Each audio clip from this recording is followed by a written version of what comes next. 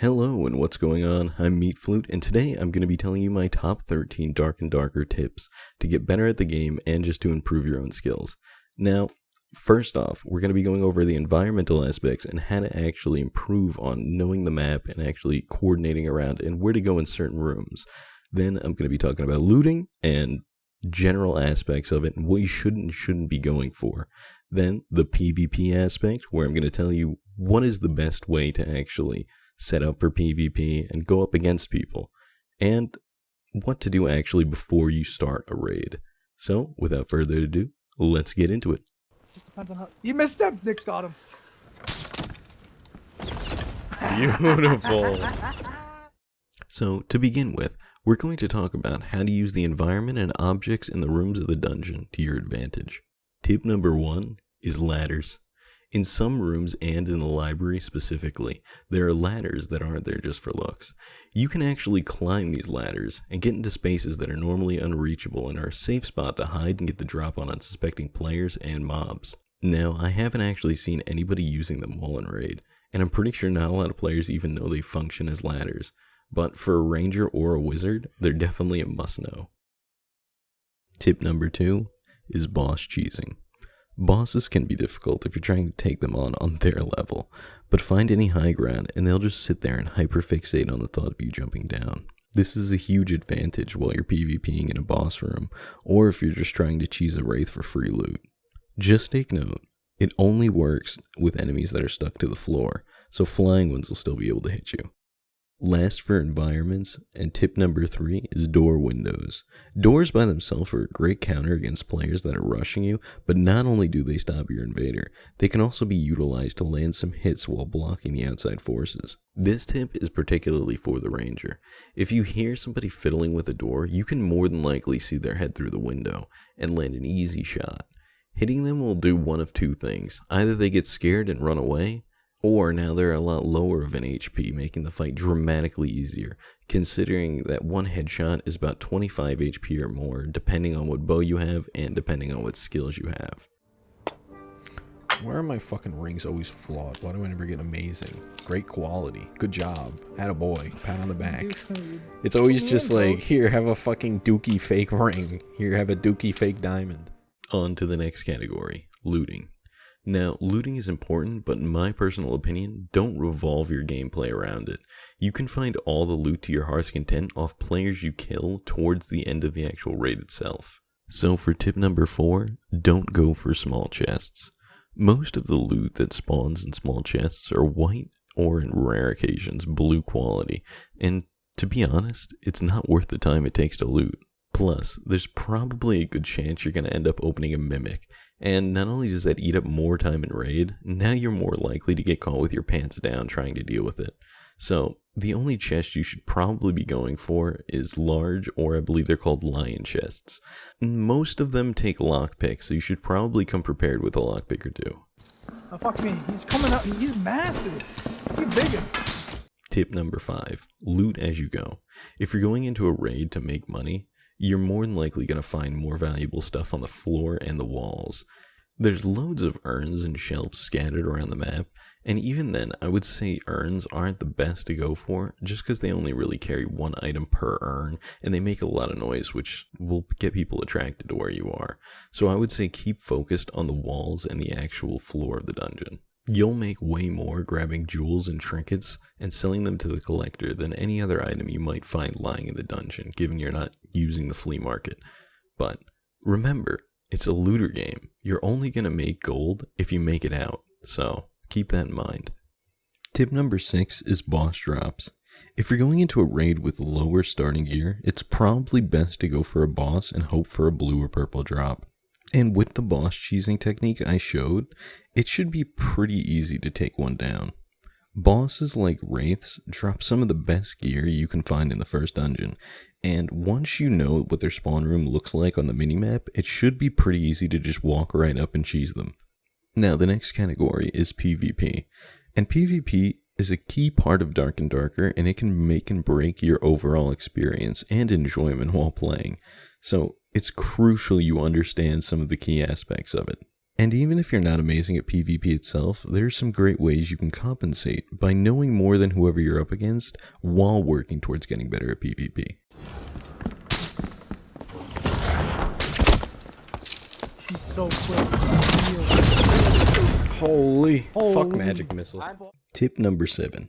Traps and torches. If you have an archer on your team, make sure they're lying down traps, but still leaving an escape route.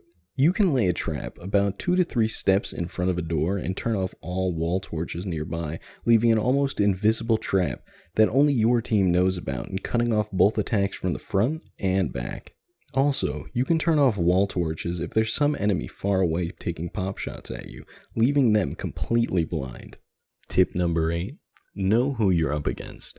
Every class has its own advantages and disadvantages. To go over a few is speed, HP, and range. Knowing who you're up against can change a whole fight. If you see a berserker, know they're going to have more HP than you, and it's going to take a lot longer to endgame them. So try whittling them down. And if you see a rogue, know that they're going to do a lot more damage and run a lot faster than all the other classes. But as long as you keep your distance, you should be able to take them down pretty easily due to their low HP and armor rating. Unless you're against YOLO Rage. In that case, I guess just pray. Knowing who does what can not only save you from a lot of close encounters, but also give you a better insight on how to drop tougher foes. Oh, fuck you, Chris.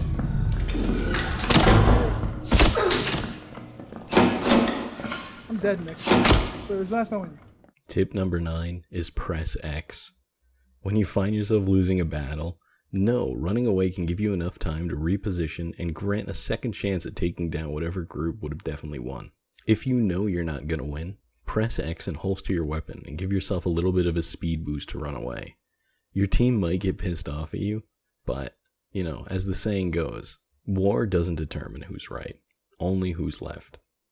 I got you, bro. I didn't see the first one. It fucking got me frustrated. Yeah, Nick likes to place bear traps down in every doorway. Yeah, don't go through that doorway. Let me go through We the know there's a doorway guy and- through there, and I put a trap. Tip number 10 and last for PvP is keep your team in the loop. Kinda self-explanatory, but if you're cutting off a doorway with a trap, or you happen to see a 3-man rogue team all go invisible outside of a doorway, just let your team know. If you're gonna be on a team, might as well act like one. Atta boom, baby. Yep, that's the door with the trap. For fuck's sake, why are you putting them How in did doors, you you forget? dumb fuck? How did you forget? I didn't forget. I don't know why you're putting them in doors. We I have to literally go said, that's the door I put a trap in. Can you just arm this fucking trap? You fucking dumb. For the last category, I'm going to be talking about what to do before you actually hop into a raid. What kind of kit should you run, and what should you do to actually help your play style and last longer in PvE and PvP? Tip number 11. Restock and overload on consumables. There's no reason to go into a raid low on items. You more than likely have a stash full of potions and consumables, just taking up room, so why not just take them in? Think about a good time to use them in raid. And if you can, you still either get out and keep the items, or you've just freed up space in your stash. They aren't doing you any good just taking up space, so use them. You will find them again.